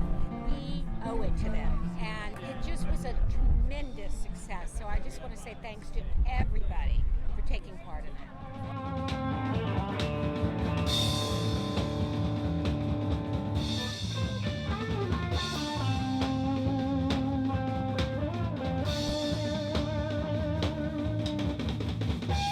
check this out, Marine. See all these wonderful people? All you gotta do next year, Marine, Devil Dog, 2 for 100, sign up with me, staff or an email, and I'm gonna take you out here, do a little 5K, little PT early in the morning. After that, you got the time of your life. After that, I might even be able to get you a letter of appreciation, maybe a little libo time. How's that sound? Sign up for next year because this is an event that comes on and on. It's a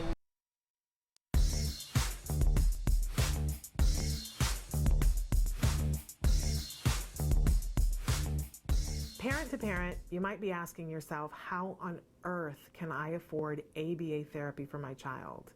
Well, the short answer is you can't. No one can. It's really expensive and it's overwhelming to most families. But the story doesn't end there, fortunately. The first thing that I want you to think about is tapping insurance resources.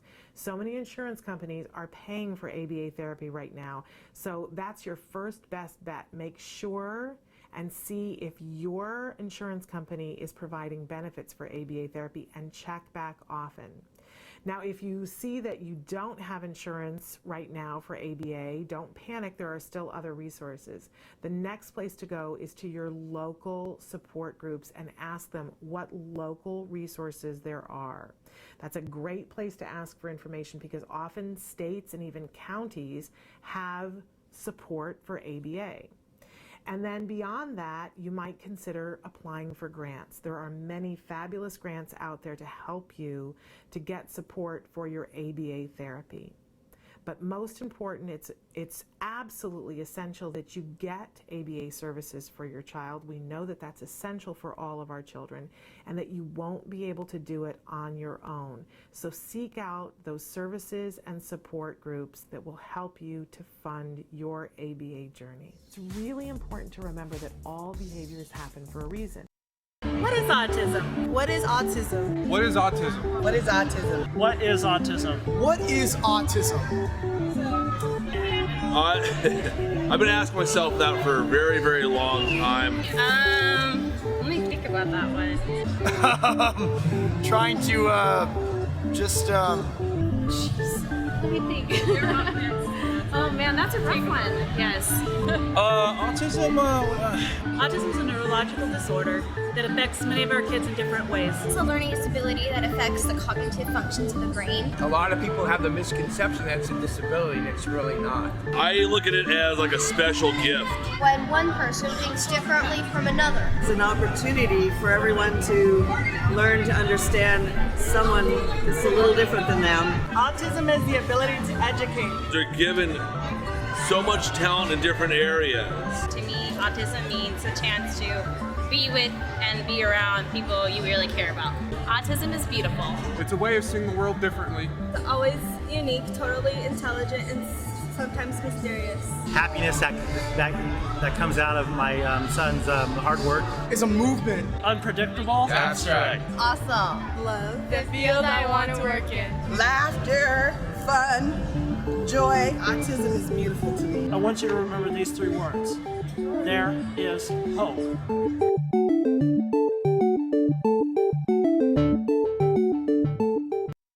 As promised, we are back, and we are joined by Garen Gaskin. I think we mistakenly said he is with us, and it is a beautiful and she. this lovely, beautiful that she is with us. to us. And Garen, first of all, we want to just talk a little bit about your background. Tell us about your studies and your interest in autism and how it developed. Sure. So my interest in autism spawns from my brother. He got a diagnosis at the age of 3, and I became really interested in effective ways to teach children with autism. I worked with adults and children on the spectrum and children that are at risk for autism for the past 10 years. And you're in school right now. You're an advanced graduate student at Claremont Graduate University, studying developmental psychology. Yes. That's pretty exciting. Yes, it is really exciting. Yeah, I'm at the final stages of launching my dissertation and collecting data, and we're actually doing a study looking at parent-child relationships. Mm-hmm. So we're looking at, it's an online intervention. It's really brief, but it should be really, I'm hoping that it'll be enjoyable for parents. Okay. And that it's about under an hour to complete. And are you interested in having more people participate in that? Absolutely. Could you use a few people? Okay. Yes, we we will could definitely use Where people. can we send people so that they can participate in that if they're interested? Yeah. So you can email me Mhm. at either Garen@seabeneath.org, and I can actually give you guys a URL to the survey as Great. well. And we'll make sure that we do that. And Okay. See Beneath, by the way, you guys, is SEE Beneath. Yes. Okay. Yes. So we So- see beneath the autism. So let's talk about this really, really great app you have, this animated video series that was developed. You developed it with a close friend. You met Casey Hoffman and also Jim Turner, and you created the Iko and Igor pilot in 2011, and your nonprofit, See Beneath, became a nonprofit in 2012. Tell us about the Iko, spelled, is that the way I pronounce it? Aiko or Iko? Aiko.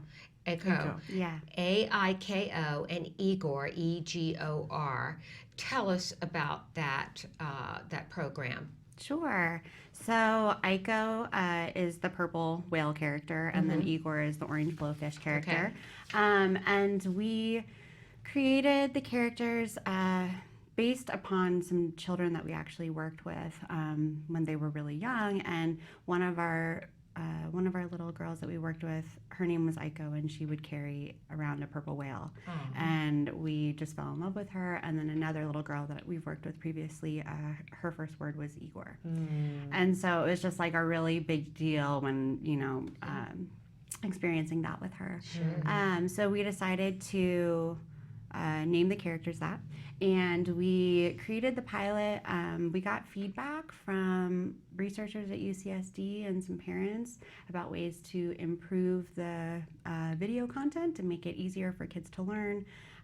Tell us about some of those learning opportunities, how they're embedded at specific times in the video. Sure. So the animation, you can either just watch it as a video by itself, so you can watch segments of the video or the entire 10-minute video.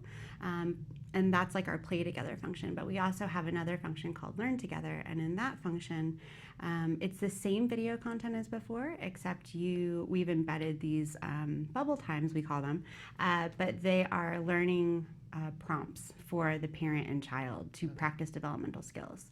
So after the characters model a certain behavior, then instructions pop up for the parent to then practice the skill with the child. They then enter data about how their child performed while they were practicing that skill, and then the video turns back on to provide reinforcement for the child. So we've kind of taken principles of applied behavior analysis and embedded those, and then we took a lot of the techniques from video modeling, so not having very many background distractions and trying to really over exaggerate the social interactions between the characters.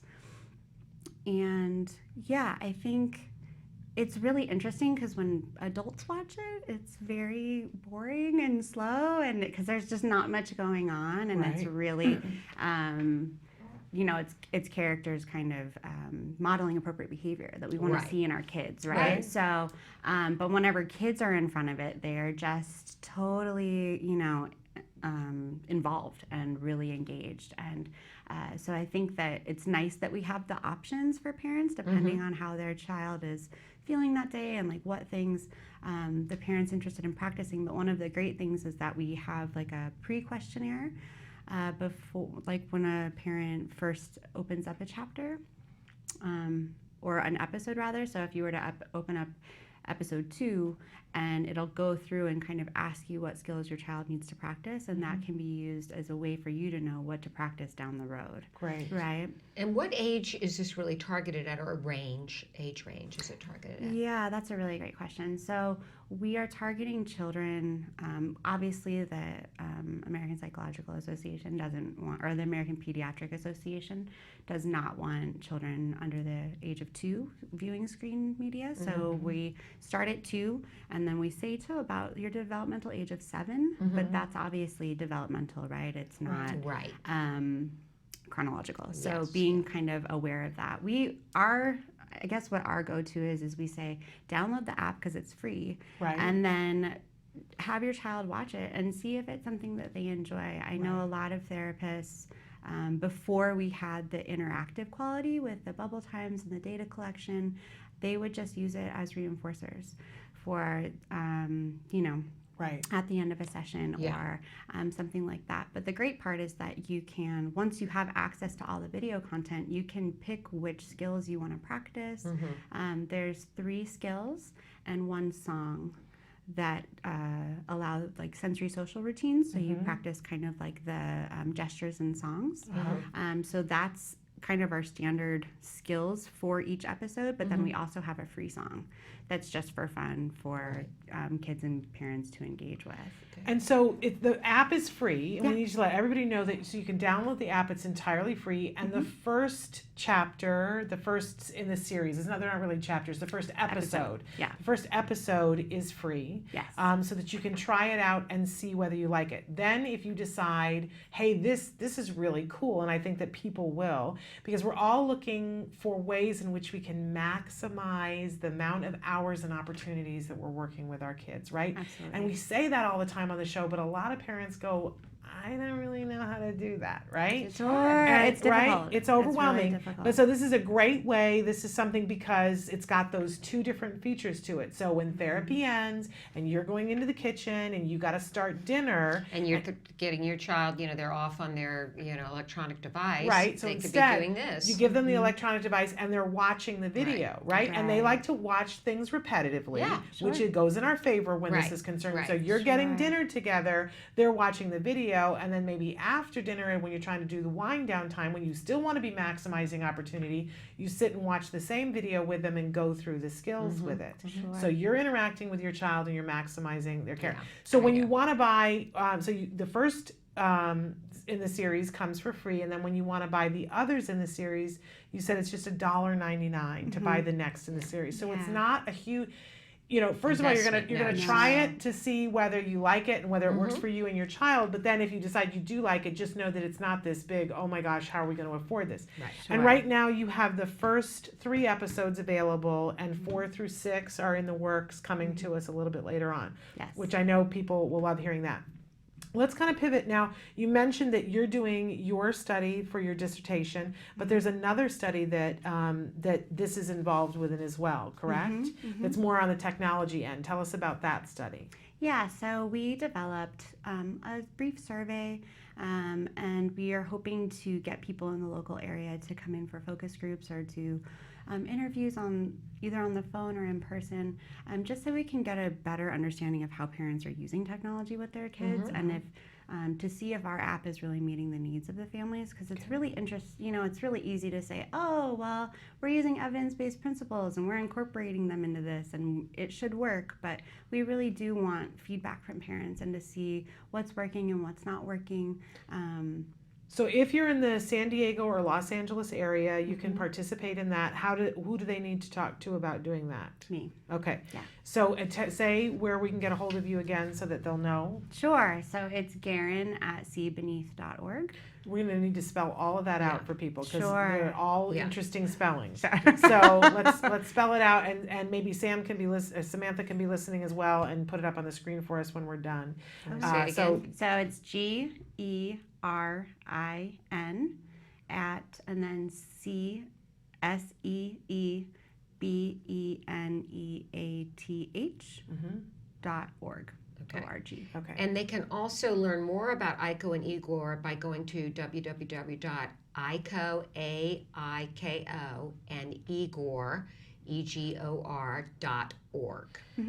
And I don't think there can be any doubt that this is where therapy is going. Yeah.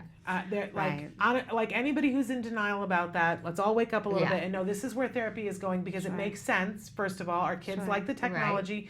We know that they learn from it, and it requires not necessarily a body in the room that costs a lot of money. Right, and we know that we want our kids to be getting 30 and 40 hours a week, but that you want to maximize every single hour. So if they're gonna have the technology in their hands, let's do it mindfully and have it be useful. So you are also fundraising right now to be able to do other projects, because you see this, you're at the forefront of this, right? You see this and you're wanting to also further develop games and things like that to go along with this. So tell us about what you're seeking for your fundraising in case there's somebody listening that's like, well, I want to be involved in it. Sure. Thanks for the opportunity to share. So yeah, right now we're fundraising to create a game. We've gotten feedback from parents that they think that having an additional way to practice skills would be a great way to kind of have the child practice independently. Because what we've done in the parent-child learn together function is that a parent has to be there and answer kind of multiplication questions to make sure that the parent is with the child, because we want to make sure that the data we're collecting about the child is valid and makes sense. Real. And it does take data, and we want to talk about that in a second, but finish talking about this. Sure. So also, like we were saying, the data that we collect right now is just coming to us, and so we want to make that available to the families and the educators that use the app. So we're fundraising for that as well. And we would really like to have, you have your community and your network, and people that when you see something, that people can benefit from that. So we're trying to incorporate like a sharing mechanism so that if I know, or if you know that I would love it, you can email it to me, and then it's not necessarily, it's something that can happen in the moment and not something that you then have to put on your plate to do later, and add to your ongoing list of things. So how can people help you with your fundraising efforts? How do they get in touch with you? Do they email you? Emailing is great. We're also at like all San Diego autism events.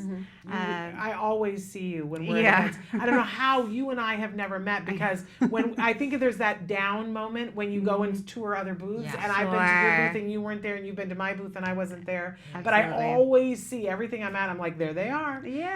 Which is great. I mean, you're getting out there, which is fabulous. Well, best of luck to you, and I'm sure a lot of our families will be checking this out, and I'm really excited to see it. And I just want to commend you for you were inspired by your relationship with your brother. How old is your brother now? He's 35. Okay, how's he doing? He's good. He's good. He lives with my family, my parents and my grandma, and he is really sweet. He loves telling jokes. He loves smiling. He loves laughing. Wonderful, though, that you were inspired by being his sister to work in this field, that you've really taken that and made it into a positive. So Shannon and I really respect you for that. Oh, absolutely. Thanks. Yeah. Okay, and wish you nothing but the best. Oh, thank you. And again, so for when people want to download the app, they can go and look up Aiko and Igor, Aiko AIKO, and Igor EGOR, and the company is See Beneath. Yes. Because I know sometimes, and there it is on the screen for you, but is it available on all platforms for download, or is it just one or the other? That's a great question. Yeah, so it's on iOS and Android devices. Okay. We can do iPhone, tablets. It's basically as available as we could make it as of right now. Yeah, we love that. Yeah. Absolutely wonderful. We're close to being out of time here, and so we thank you so much for being here with us. I'm going to ask you if you don't mind to hang with us while we do this last minute to end the show. Wrap up. Our wrap up. But thank you so much for being here. Yes, thank you, Karen. This project. Yeah. I just wanted a little programming note. Tomorrow on the live show, we've got two amazing guests that are going to be with us. The first one is a civil rights attorney who is an autism dad and wants to talk about some of the civil rights things that are happening with autism, because this is a civil rights issue in a lot of cases. And soon to be a bigger civil rights issue. And in that, we're doing a whole day on civil rights because later on in the show, we're going to have Alana Gershlovitz with us. That she is the mom. She's been on the show before. She's going to be Skyping with us from South Africa. She's the autism mom that saw a need in South Africa, and now she and her husband started the Star Academy, and they now have 4 locations in South Africa where they're partners with CARD and providing I've heard from you about this remarkable one. Oh, this family. I love this family on steroids, right? But one of the things that has been going on in their case is that their son has wanted to go to the amusement park so badly and has been working so hard to be able to go to the big amusement park that is in South Africa. And mom, because she's on it, called and was like, what do I need to know and what kind of accommodations and what? And they said to her, oh, no, we'll be thrilled to have you come. But by the way, all people with any disability at all, none of them are able to ride any of our rides. None. Zippo. Well, we got to work on none. that. And she she started working on that. Oh, look, she's on it. And she said to them, "Why is this?" And they said, "Because that's the international standard. We have to do what they do across the international waters. This is the international standard that people with disabilities don't ride rides." And so she contacted me, and because we always talk about she's going to come here and we're going to go to Disneyland. We're going to go there and go on safari, but she's going to come here and go to Disneyland. And so she contacted me and she was like, "What's Disney?" You would think if there's an international policy on what amusement parks do, it would be Disney, right? And we all know that that's not the case. Right. That people with disabilities ride rides. Right. I can tell you that we went to Knott's Berry Farm 2 weeks ago, and Wyatt, I mean, they have the old system Disney used to have. You get the pass where you could go and get your time, and he had the best time with his friend Jeremy. I'm telling you, this makes the top of my head want to come off. So we're going to be talking about that tomorrow, and about what we have learned, both she and I, about international rights for people with disabilities. Okay. Stuff that I did not know. Hey, when somebody look, they're all people with disabilities. I know. So if you are blind, you cannot ride the roller coaster. I've never heard of such a my crazy mother, who was born clubfoot and loved to ride on rides, she can't ride rides on this, and they're saying, "Oh, this is the international standard." Well, meet some autism moms. That's all I have to say about and that. sisters. And sisters. And brothers and fathers. And we will set you straight. That's right. So we're bringing the heat tomorrow. We're talking about civil rights all day tomorrow. So be here with us for that. Thank you both, ladies. I'm going to be out shooting with Brian McKnight, who's our Activist Award winner for Dead Don't End feel bad Icons. for her. I always feel sorry for Nancy because she's such a rough life. Oh, Brian McKnight. He's a little on the luscious side. Yes, all right, he is. Enough. Okay. I'm happily married. Okay, we're out of time. But thank you for everybody for being here. Thank you for being here. Don't forget, right now, go to School Bus Safety for All on Facebook, and you can be watching that ceremony. And also check out that inclusion speech. Inclusion economy. That Hillary Clinton gave. Check it out. Educate yourself. Listen to it. Before you vote. And yes. All right, we'll be back tomorrow. Until then, give your kiddos a hug from me. And yourselves a hug from me. Bye-bye for now.